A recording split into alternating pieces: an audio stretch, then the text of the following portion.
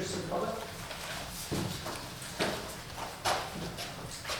Good evening once again. Charles Kratovil, New Brunswick, and the New Brunswick Today, community newspaper available online at newbrunswicktoday.com for those who don't know. Following up on the issue, I've been arranging to this board since I believe October.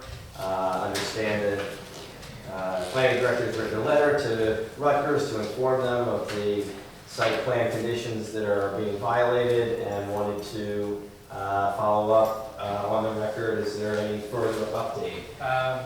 As we spoke on at the City Council last week, I've been in touch with Frank Wong, who's essentially in charge of planning for Rutgers. And we've been having off and on dialogue about it, so I'm waiting to hear back from Mr. Wong, as we have, they have until the 15th to reply, to add the 30 days. So I'm waiting to hear back, but no, since Wednesday when we spoke and told you the same thing, there has not been a change. Okay, but you expect Rutgers to produce a corrective action plan for your request? I believe so. Okay. I look forward to reading that plan and hopefully seeing it put into action sooner rather than later. The other matter I wanted to address is we touched on a proposal that would actually involve closing and demolishing a good school in the 5th Ward of New Brunswick, Lincoln Annex. I'm sure you're all familiar with the issue by now. The mayor released a plan that would involve closing the school in just 4 months and having a temporary arrangement made for them to be in the building on Van Dyke Avenue that some of us call the warehouse school, and also for eventually a new school to be built right there at 131 Jersey Avenue. And seeing as how the planning director. For the sake of context, if you may have not noticed, or we're proposing to amend the redevelopment plan for that area. We should have a plan before this board at the next planning board.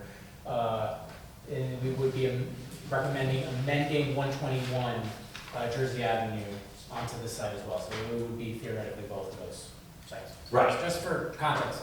Thank you. And so the first question is already answered now. I want to know when you'll be having the hearing on those changes, and I'm hearing March 9th, correct? That is the intent. Okay. We hope to have the plan ready for that. So I will just encourage you over the next month to think long and hard about the priorities that matter to you in our city. I think public education is one of the most important functions of government.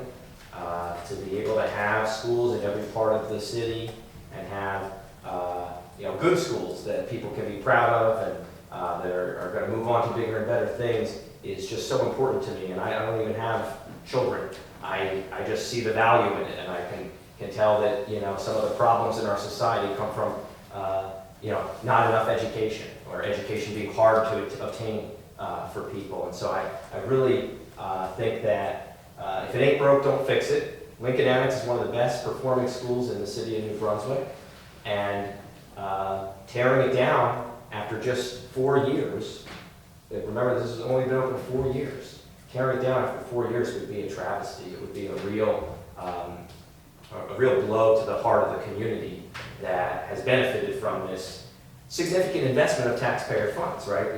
All of us paid for this school to be reopened. It didn't just magically happen. It was an abandoned Catholic school, and it was purchased and upgraded at great expense. $22 million were put into it. And so I would caution you to all be skeptical of plans that involve tearing down the school before a replacement school is ready.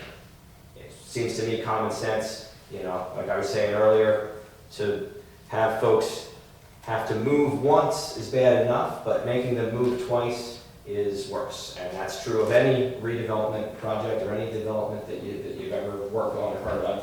And when you're dealing with a school with young kids, the impacts of the displacement can be really severe and long-lasting. And I'm sure you guys know the neighborhood. A lot of folks don't have cars or can't drive, and having the students be far away, not in the neighborhood every day, can be a real burden on these families. And the end result is that attendance will decline, and students will not learn as much or have as much hours in the classroom if, they're required to catch a bus every day to get to school instead of being able to walk to school like so many people in the Fifth Ward are today, thanks to this very good thing that the Board of Ed did, reopening that abandoned school. So I would encourage you to be cautious of any plan that could throw it all away. I know you're going to be asked to approve some type of, change in use or change in policy that, is going to be framed as just one tiny piece of a puzzle, and it's not, you're not going to necessarily be the ones who are culpable for selling the school, but you're going to be asked to be complicit in it. You're going to be asked to be a part of enabling that sale to happen,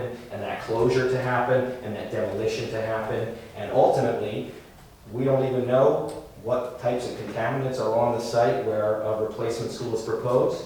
As you all know, when there is contamination, it adds to the time it takes to, achieve the development and to finish it. So if we're talking about including 121, well, there's a building right there where you have tenants that might need to be relocated. You'd have a building that needs to be demolished, and then you might find something there when you demolish the building in terms of contaminants. 131, I can tell you for sure, is contaminated, because when you go there, you see that there's an environmental investigation cleanup underway according to a sign posted according to state law. And so to lose a school with such a tenuous plan for maybe getting a new school in a few years is it really, a bridge too far. I mean, we've got a good school. If it ain't broke, don't fix it. I won't belabor the point any further. I just want you to really think long and hard about it before you're asked to vote on anything that could enable the closure of a good, good performing,